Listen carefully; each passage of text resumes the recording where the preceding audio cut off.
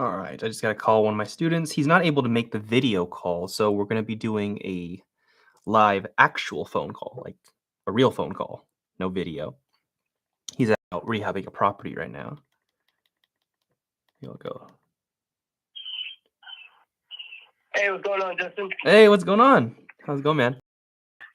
Good. Hey, is there any way you can hop on FaceTime? Yeah, I can.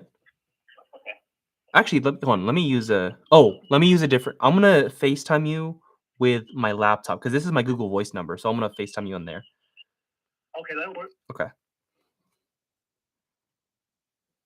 Okay, so I gotta add his number to my. How do I start the FaceTime?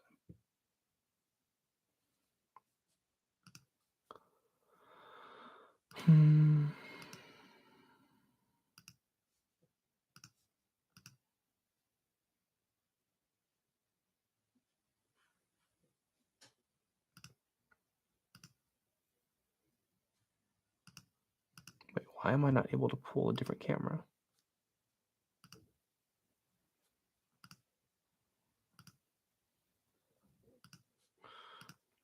New FaceTime. Copy and paste this number. And that should work. Oh, press enter.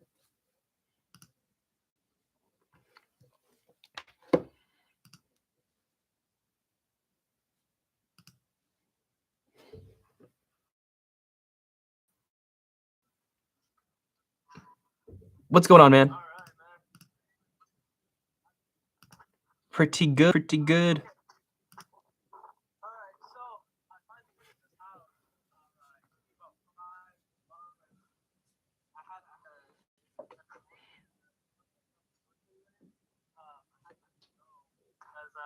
he just wasn't getting when he was supposed to be there by September came and he wasn't where he needed to be, so I let him go, right? Mhm. Well, this guy, he was very unorganized in the rehab. This is my first flip, by the way.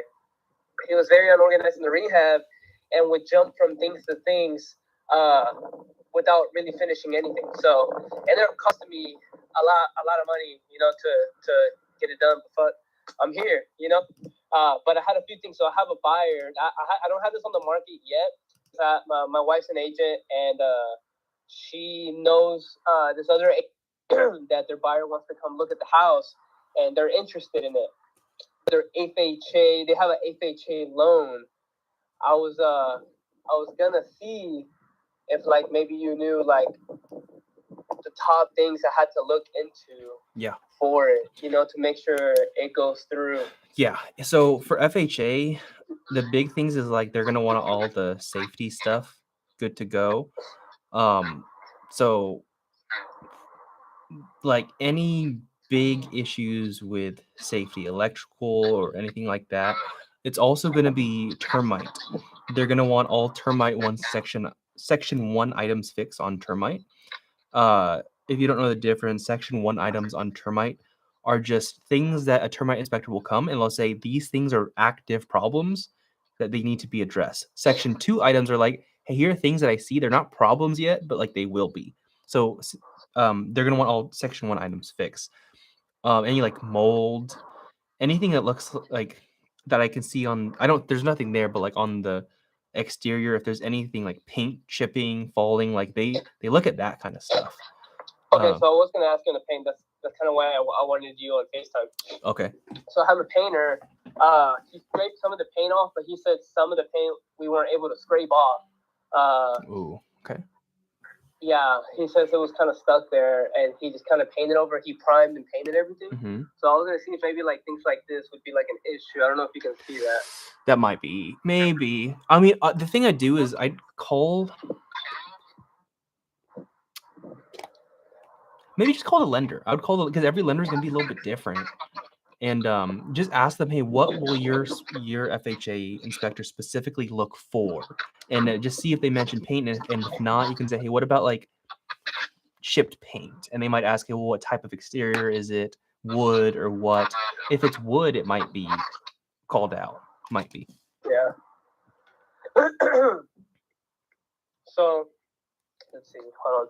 a lot of the paint has been chipped. Yeah. And I did look into it, and they said like the reason why they don't like it is because they don't want any of the wood exposed, right, to moisture, so it doesn't mold and mess up and all of that, you know. But I mean, technically, like they're not exposed. It's chipping, but it's painted over the chipping. Yeah. Some of it, like some of it were like scraped off, but some of it stayed. And we just kind of painted over it. And I mean, it doesn't look bad, but you can still tell like it looks like it's chipping, but there's nothing exposed. Yeah, and that's why, like, I would ask them because everyone's gonna be a little bit different with, what they will call out. Because I don't know, they might say that's section 1, they might say it's section 2. Like, we're just not sure. Did you hear me? Section 2? Yeah, they don't know what I don't know what they actually call it out as. Okay. And on the electrical, so we didn't update the electrical panel, but when I bought the house, it didn't seem like there was any electrical issues, but Well, I don't know. I guess you're probably fine. I'm talking about, like, big issues, like, it doesn't sound like is it a really old house? Like, or does it have what we call knob and tube wiring, or, like, is it generally they have a panel already? It's a 100-year-old house. I think the electrical was updated, like I think in 2010 though. Okay, you're probably good then, but you just never know. I mean, you can ask the and you'll find out regardless. Like, it just helps to be prepared for it. But yeah, it's like the big things, the issues that I have with FHA is really just the termite stuff. Just a termite, like okay. What about foundation? So we got the foundation fixed, but there's still a little bit of unlevelness to the floor because of how old the wood is. You know, it's just bowed. Yeah. And it just looks unleveled. Will they flag that? They might. Like, if the buyer's like okay with it, would the lender just not be okay with it? So that's the thing, man, is like every lender has criteria, and some of them will flag that, some of them will. It's like weird. Yeah, I don't know. That's tough. And honestly, that might be something to actually look at. If the foundation's messed up, it might be a little fixed because not all foundation issues are that expensive. Some are just like, yeah, we got to fix this thing. And right. If it's wood related, termite related, then yeah, they'll probably call that out. Okay. I think that was the only questions about the house that I had. I had another question about working with contractors, man.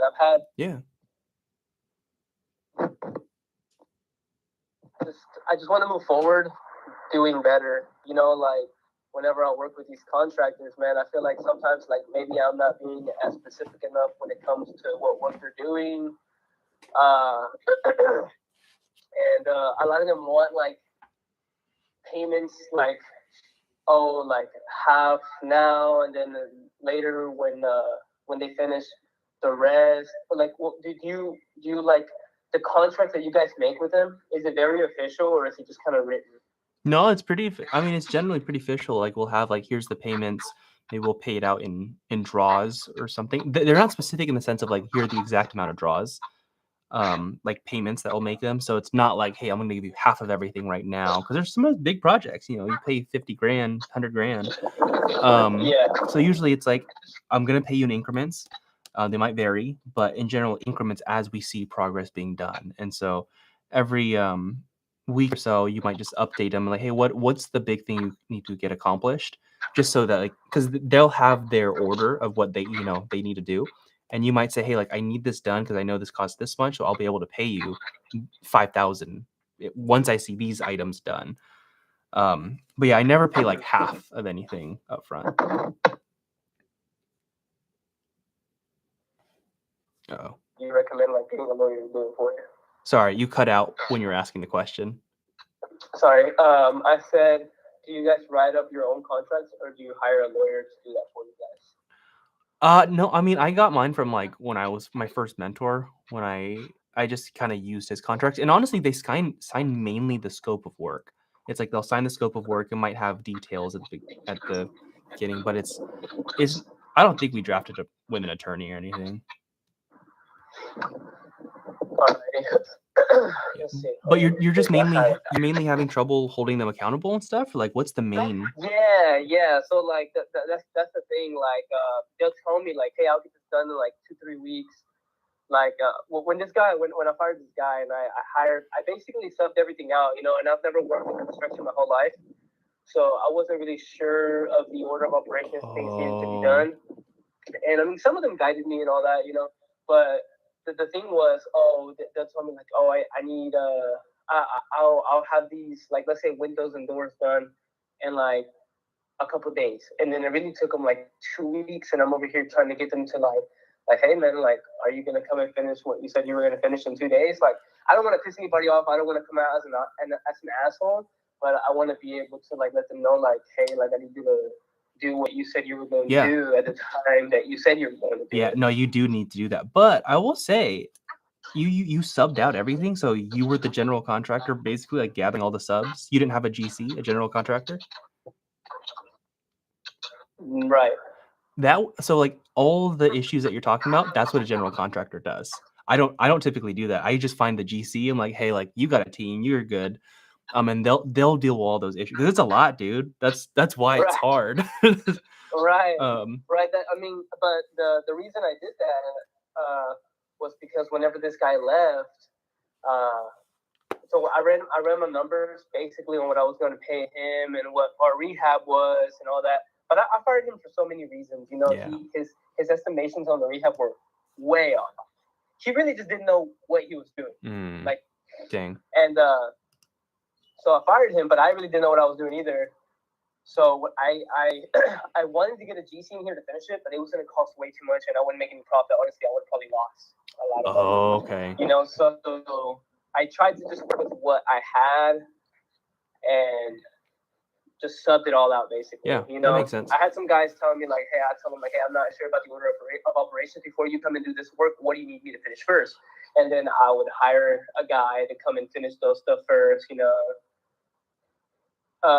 just basically like, it was a huge headache, like you said, man, because I really Yeah. had no idea what I was doing. You Well- know, I was just kind of like, yeah, come in here and do this work, that work, and then the other guy comes in here. Yeah. Dude, I think your biggest lesson in that is actually getting it deeper. Because you said if you didn't do this, you know, you wouldn't have made money, you maybe lost. Like that's how you know it was too tight.